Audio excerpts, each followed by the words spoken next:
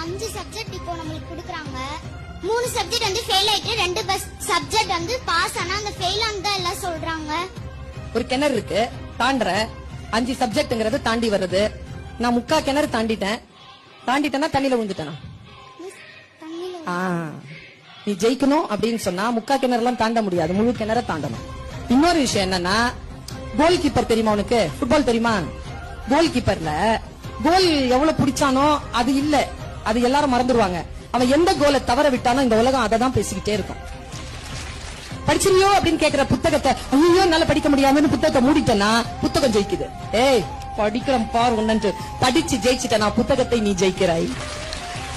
என் குழந்தையே, உன்னை ஜெயிக்கும் புத்தகம் இன்னும் இந்த பூமியில் வரவே இல்லை என்று நம்பு. எந்த புத்தகத்தை திறந்தாலும் உன்னால் புரிந்து கொள்ள முடியும் என்று நினைத்து புத்தகத்தை கையில் எடு. நீ ஃபெயிலே ஆக மாட்டாய். இந்த பேராசிரியை உனக்கு நான் ஆசீர்வாதமாய் சொல்லுகிறேன். நீ ஜெயிக்க பிறந்த குழந்தை. படிச்சு மட்டும் பாத்துரு.